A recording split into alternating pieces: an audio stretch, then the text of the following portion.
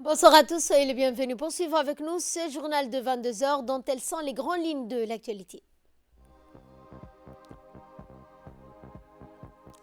Le président de l'Assemblée nationale, Mohamed Ali Ahmed, a reçu la délégation d'observateurs internationaux à Djibouti. Le nouveau triste record de 4000 morts en 24 heures au Brésil, c'est ce que nous verrons en fin de journal. Mais avant de développer ces titres, nous avons en duplex avec nous Ahmed Ahmed. Bonsoir Ahmed. Quelles sont les grandes lignes de l'actualité concernant la campagne électorale présidentielle à 2 jours du scrutin?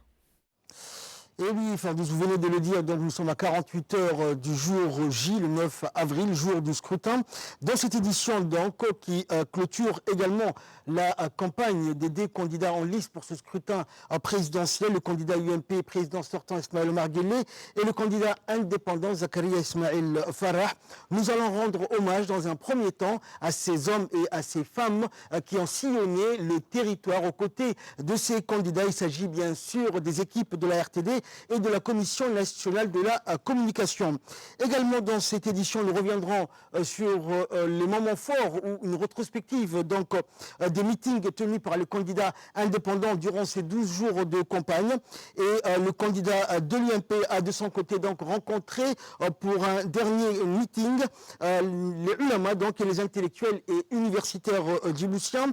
Et aujourd'hui, le candidat de l'UMP a tenu son dernier grand meeting au stade de Gouled où des dizaines de milliers de militants et de partisans donc en faveur de sa réélection à ce scrutin ont participé. Et durant donc cet après-midi, plusieurs interventions ont eu lieu au Fardous, mais c'est ce que nous verrons dans quelques instants, juste après votre édition.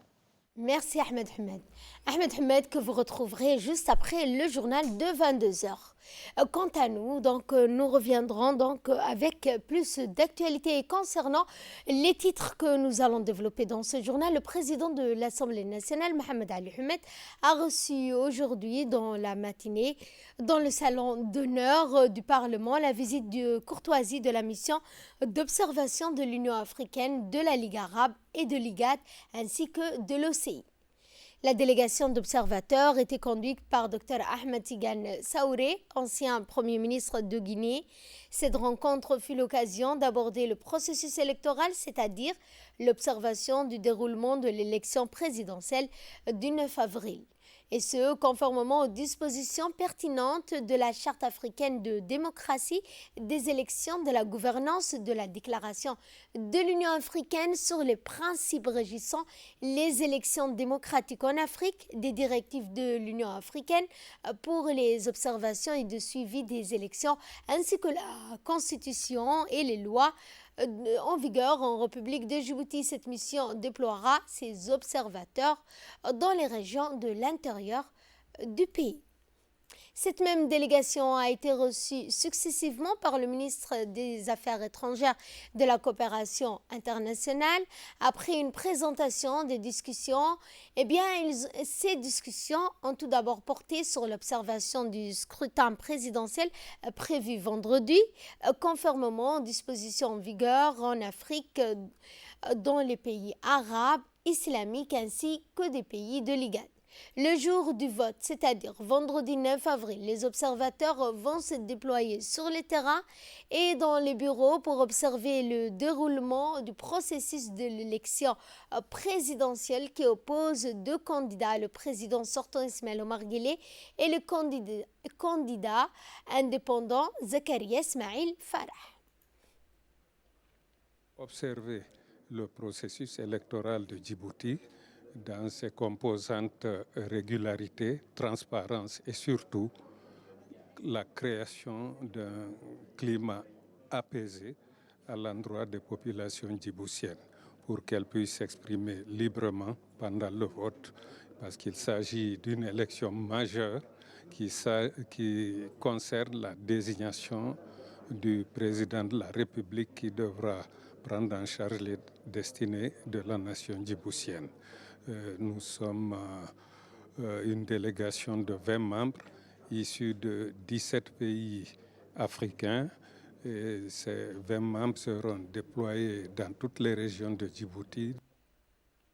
Le ministre de l'Intérieur, le ministre de la Justice et celui de la Femme ont reçu tour à tour cette même délégation d'observateurs conduite par Dr Ahmed Tidiane Saouré, ancien Premier ministre de la Guinée. Cette rencontre fut l'occasion d'aborder le processus électoral du 9 avril prochain et ce conformément aux dispositions de la Charte africaine de la démocratie et des élections, de la gouvernance, de la déclaration de l'Union africaine sur les principes régissant les élections démocratiques en Afrique et des directives de l'Union africaine pour les missions d'observation de suivi des élections ainsi que la Constitution et les lois en vigueur en République de Djibouti. Chaque équipe d'observateurs sera, rappelons-le, accompagnée d'officiels du ministère des Affaires étrangères ainsi que ceux du ministère de l'Intérieur.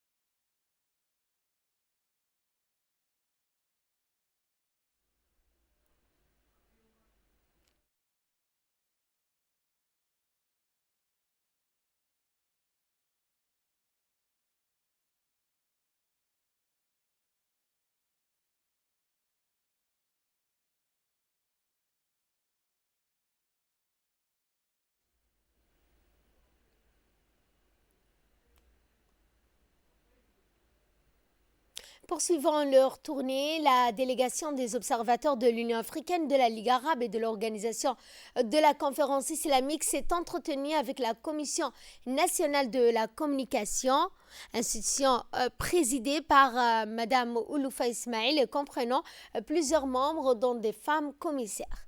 La discussion était intense et très instructive pour les délégués qui ont découvert les missions de la CNC, les instruments juridiques de l'institution.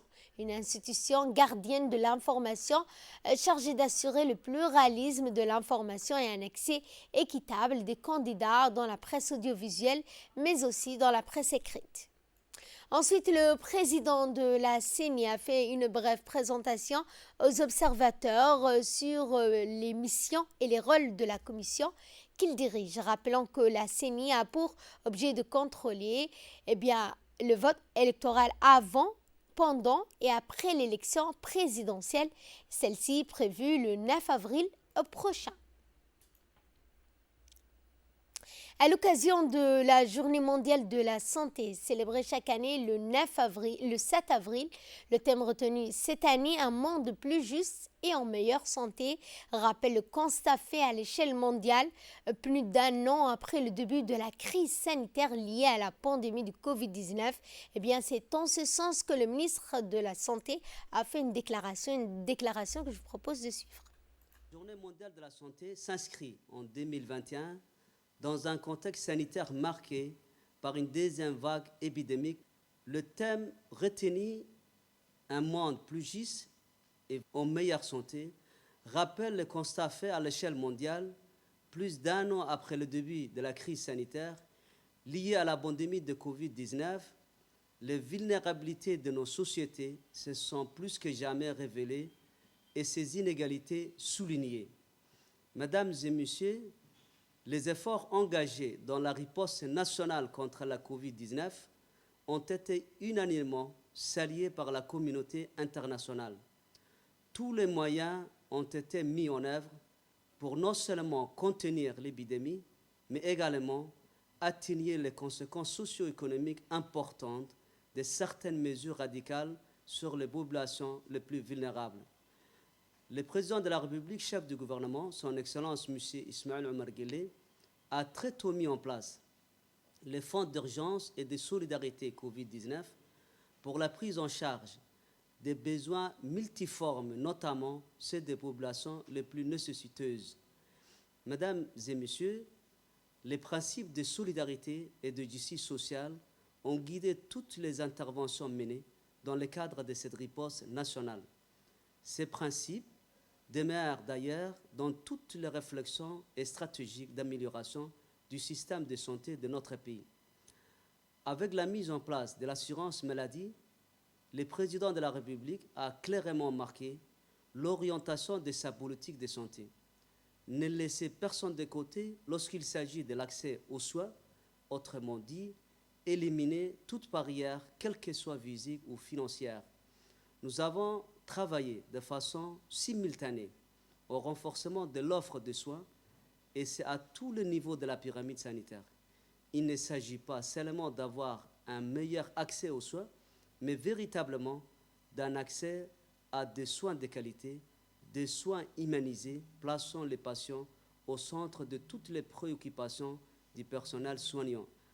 Pour terminer mon propos, je voudrais dire un mot sur l'importance de la vaccination. La vaccination, avec la stricte application des mesures barrières, notamment le port du masque, la distanciation physique, le lavage des mains, restent les moyens les plus sûrs de lutter contre la Covid-19. Notre pays a mis à disposition des vaccins anti-Covid-19 en quantité suffisante.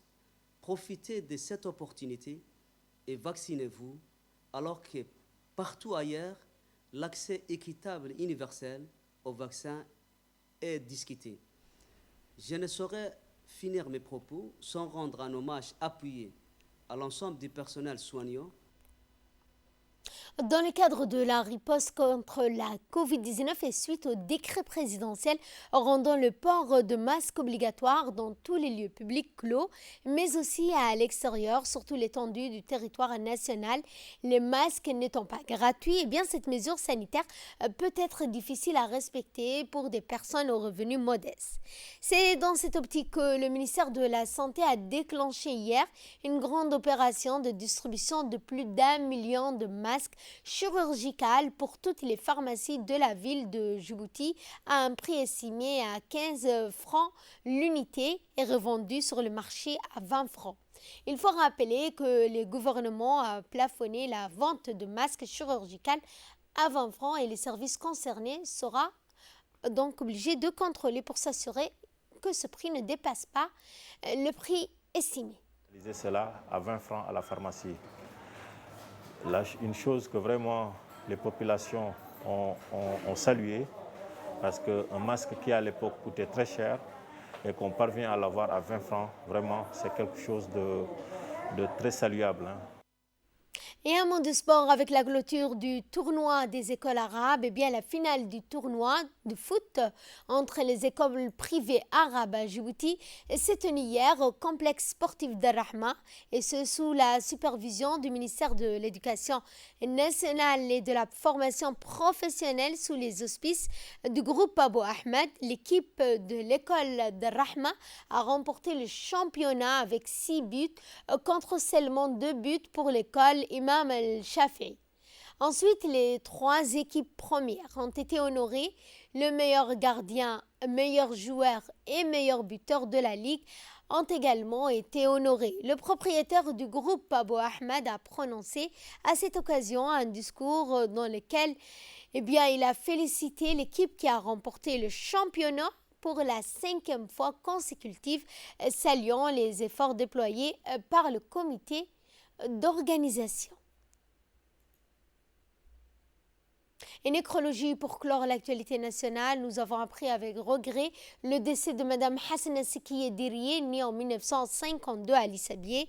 La défunte laisse derrière elle 2 enfants et beaucoup d'arrière-petits-enfants. Elle était la mère de Hussein Hassan, chef du village de Galilée. Nous prions le tout miséricordieux de l'accueillir dans son paradis éternel. Inna lillah wa inna ilayhi raji'un. Et de là, nous passons à ce qui domine l'actualité internationale. Au Brésil, ce pays a enregistré un nouveau triste record de 4000 morts en 24 heures. Il faut dire qu'il règne une certaine confusion entre des décisions locales, régionales et nationales, parfois contradictoires. Les habitants ne savent plus ce qui est ouvert, ce qui ne l'est pas. Un an après, la Cour suprême avait déjà décidé que les États et les municipalités étaient libres d'adopter les mesures qu'elles voulaient face à la pandémie. Et au sommet de l'État, le président Jair Bolsonaro semble faire fi des appels au confinement. Il s'oppose régulièrement à de telles restrictions sanitaires, estimant que cela pénalise trop l'économie. Et c'est sur ce point que ce journal touche à sa fin. Merci à vous de nous avoir suivis. Dans une poignée de secondes, vous aurez donc le journal de la campagne électorale présenté par Ahmed Hammed.